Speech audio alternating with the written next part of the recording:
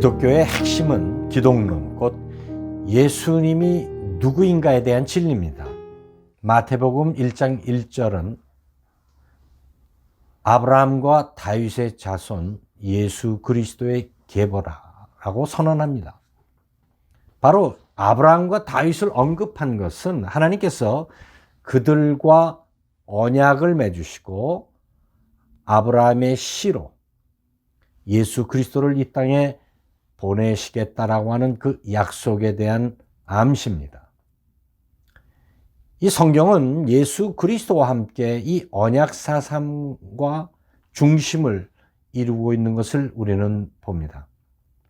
인간을 향하신 하나님의 언약은 옛 언약과 새 언약으로 구별되는데, 그래서 하나님은 모세와 시내산에서 그 언약을 맺으시죠. 이스라엘 백성과 더불어. 그리고 그들에게 율법을 주셨습니다. 바로 이 사건, 옛 언약의 사건은 새 언약의 그림자적 사건입니다.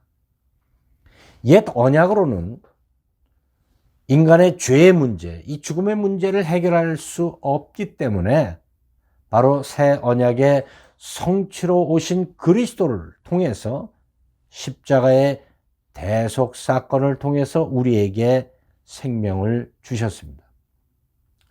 십자가의 죽음을 앞두시고 주님은 유월절 만찬 자리에서 바로 그 새 언약에 대해서 이렇게 제자들에게 말씀하셨습니다. 저녁 먹은 후에 잔도 그와 같이 하여 이르시되 이 잔은 내 피로 세우는 새 언약이니 곧 너희를 위하여 붓는 것이라. 율법과 그 수천 수만의 제사로는 우리의 죄와 죽음의 문제를 해결할 수 없습니다. 하나님께서 애굽에 살던 이스라엘 백성들을 불러서 시내산에서 언약을 맺으셨죠. 그리고 아브라함과 그 언약하신 대로 그들에게 가나안의 땅을 허락하여 주셨습니다. 그러나 사사시대를 지내고 또 그들이 세상처럼 왕을 요구하고 수많은 왕들을 거치는 그 왕정기를 지나면서 반복된 불순종 그리고 불신앙의 모습을 보였습니다. 그 결과 하나님은 바벨론을 통해서 이제 유다를 심판했고, 그 당시 활동했던 에스겔과 에레미야를 통해서 새 언약에 대한 약속을 하셨습니다. 여호와의 말씀이니라. 보라, 날이 이르리니 내가 이스라엘 집과 유다 집에 새 언약을 맺으리라. 유다의 후손 곧 다윗의 뿌리를 통해 오실 그 메시아 예수 그리스도에 대한 예언의 말씀입니다. 이 말씀은 유대인뿐 아니라 이방 세계에도 그 구원이 확대되는 놀라운 축복으로 바로 이 새 언약의 성취를 통해서 우리 주님이 이 땅에 오신 것입니다. 이 언약이라는 말을 히브리어로 베리트라고 하는데 이 자르다라고 하는 뜻입니다. 고대 근동 지역에서는 이제 갑과 을의 당사자가 계약을 할 때 짐승을 반으로 갈라서 그 계약 당사자들이 그 사이를 지나갑니다. 이 행위를 통해서 그들은 죽기까지 이 약속을 지킨다라고 하는 그런 약속을 하는 거죠. 그러나 성경의 언약은 갑과 을의 합의에 의한 계약 성취가 아니라 하나님의 일방적 언약이라고 하는 점이 특징입니다. 주님이 인간의 몸을 입고 이 땅에 오신 것은 하나님과 우리들과의 합의에 의한 것이 아닙니다. 바로 하나님의 일방적 사랑의 의지, 약속이었습니다. 그래서 우리는 이 새 언약을 은혜 언약이라고 부릅니다. 성도의 그 믿음의 삶은 이 놀라운 주님의 은혜와 그 일방적인 사랑에 대해서 날마다 감사하며 묵상하는 삶입니다. 우리에게 이 사순절의 기간이 특별한 의미가 있는 것은 사실 우리는 늘 이 은혜를 기억하며 살아야 되지만 그렇지 못합니다. 그래서 이 기간 동안에 잃었던 우리의 믿음을, 주님에 대한 사랑을 회복하는 절기로 회개와 금식, 기도로 또 말씀으로 살아가는 절기입니다. 특별히 주님은 하나님과 우리 사이에 가로막힌 그 죄의 담을 허무시고 우리의 노력이나 어떤 행위가 아닌 바로 십자가의 은혜로 구원받는 새 언약을 믿음으로 고백하도록 길을 열어주셨습니다. 주님은 십자가에서 죽으심으로 몸을 가르셨습니다. 바로 그 갈라진 주님의 몸 사이로 우리는 믿음으로 지나가는 것입니다. 바로 그 길만이 유일한 길이고 생명의 문이고 영원한 천국에 거하게 되는 하나님의 놀라운 은혜가 주어지는 축복의 통로인 줄로 믿습니다. 사도 바울은 로마서 5장에서 아담과 예수님을 비유합니다. 그래서 우리에게 그 십자가에서 피 흘리신 그 주님을 믿고 의지하는 이들에게 주시는 놀라운 축복을 이렇게 설명합니다. 한 사람의 범죄로 말미암아 사망이 그 한 사람을 통하여 왕노릇하였은즉 더욱 은혜와 의의 선물을 넘치게 받은 자들은 한 분 예수 그리스도를 통하여 생명 안에서 왕노릇하리로다. 아멘. 아담은 사탄의 유혹에 넘어졌죠. 주님은 공생애를 시작하시면서 40일 동안 기도와 말씀 그리고 광야의 시험 속에서 하나님의 말씀으로 승리하셨습니다. 주님은 하나님이셨지만 그 높은 자리를 포기하시고 스스로 낮추시되 십자가에 죽기까지 복종하셨음을 사도 바울은 빌립보 교회 성도들에게 외쳤습니다. 주님의 십자가는 은혜의 언약의 표현입니다. 바로 우리에게 약속하신 새 언약입니다. 흔히들 우리는 값없이 구원을 받았어 라고 하나님께 영광을 돌립니다. 근데 이 말이 틀린 것은 아니지만 우리가 깊이 생각해야 할 점이 있습니다. 그것은 우리는 아주 쉽게 아무런 행위, 노력이나 애씀 없이 구원받았지만 그 십자가의 그 끔찍한 고통과 그리고 하나님이 인간 되신 그 아픔에 대한 이해가 우리에게 없다라고 하는 것입니다. 히틀러 정권 아래 그 나치 정권과 그 싸우다가 그 옥중사하셨죠. 보네퍼 목사님. 독일의 그 보네퍼 목사님은 그 제소자들에게 그리스도의 십자가를 늘 묵상하도록 가르쳤습니다. 그분이 값싼 은혜, cheap grace라는 그 표현을 했습니다. 바로 이 시대를 살아가는 성도들이 그 십자가의 복음을 너무 쉽고 가볍게 여기는 그런 신앙생활을 한다라고 하는 것을 꼬집은 표현입니다.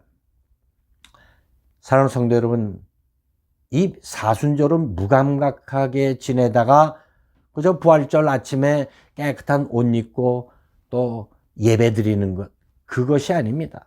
정말 주님께서 피 흘리신 그 값비싼 주님의 은혜를 실제로 체험하는 사순절기가 되기를 예수님의 이름으로 축원합니다. 구원은 은혜로 주어졌지만 구원받은 성도로서 이 땅의 삶에 책임이 있습니다. 바로 이웃사랑입니다. 이웃을 사랑하기 때문에 그 은혜의 빚에 몸부림치며 거룩한 부담을 안고 땅끝을 바라보며 찾아가 애쓰는 선교사님들이 있습니다. 그들은 그 복음에 대한 부담을 사실 우리가 뒤에서 보내는 선교사로 기도하고 물질로 후원하지만 정말 그 선교사님들만큼 그 십자가 은혜에 대한 깊이 있는 묵상이 부족한 것 사실입니다. 십자가의 죽음을 앞두신 주님께서 만찬자리에서 말없이 일어나셔서 허리에 수건을 두르신 뒤에 제자들의 발을 닦기 시작하셨습니다. 이를 완강히 거부하는 베드로에게 내가 이걸 거절하면 넌 나와 상관이 없는 사람이야 말씀하시면서 제자들의 발을 씻어주셨습니다. 요한복음 13장 34절 35절입니다. 새 계명을 너희에게 주노니 서로 사랑하라. 내가 너희를 사랑한 것 같이 너희도 서로 사랑하라. 너희가 서로 사랑하면 이로써 모든 사람이 너희가 내 제자인 줄 알리라. 새 언약의 주인이신 예수님은 시내산 율법을 파기하신 것이 아니라 완성시키기 위해서 오셨습니다. 그 10계명 1계명부터 4계명까지는 하나님 사랑에 관한 것입니다. 그리고 5번째, 10번째의 이웃사랑에 대한, 이 하나님 사랑과 이웃사랑에 대한 그 율법의 진정한 가치를 우리에게 가르치시고 실제로 본을 보여주셨습니다. 물론 이슬람 교도들처럼 행위를 통한 구원을 우리 기독교에서는 가르치지 않습니다. 그러나 정말 이웃 사랑은 살아있는 믿음의 증거다라고 하는 것을 야고보 기자는 수없이 외쳤던 것을 우리는 기억해야 합니다. 지금 우크라이나에서 많은 이들이 피 흘리며 죽어가고 있습니다. 지금은 강도 만난 자의 참 이웃이 누구인가에 대한 가르침보다 이제 그 삶을 살 때입니다. 먼저 그들을 위해서 안타깝게 부르짖는 것이 우리에게 필요합니다. 과거 우리가 전쟁과 그 고난 속에서 도움을 받았던 그 사랑을 기억하며 아주 작은 것이라도 나눌 수 있는 길을 우리는 찾아야 합니다. 팬데믹의 환경, 거짓과 비방으로 혼탁한 이 대선 정국, 그리고 우크라이나의 이 전쟁의 혼돈 속에서 맞는 사순절이기에 우리는 더욱 깊이 있는 영적 자세로 이 사순절을 보내야 할 것입니다. 사순절은 십자가에 달리시는 예수님을 바라보며 눈물을 흘리는 절기가 아닙니다. 주님은 십자가 위에서 자신을 위해서 우는 여인들 향해 이렇게 말씀하셨죠. 나를 위해 울지 말고 너희와 너희 자녀들을 위해서 울라. 이 사순절기는 바로 이기적으로 욕심으로 살아왔던 내 자신을 돌아보고 회개하며 그리고 우리의 자녀들, 이웃들을 위해서 우는 기간입니다.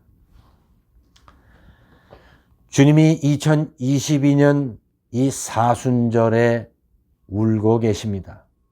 예루살렘 성전을 보고 우셨던 주님, 그들에게 제사가 없어서 우신 것이 아닙니다.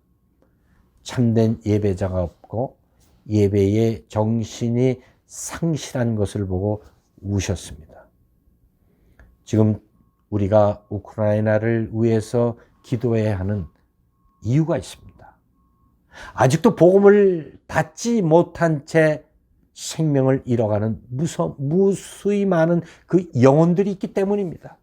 그래서 우리는 그곳에 있는 성도들과 교회와 선교사들을 위해서 기도해야 하고 복음이 확장되도록 부르짖어야 할 때입니다.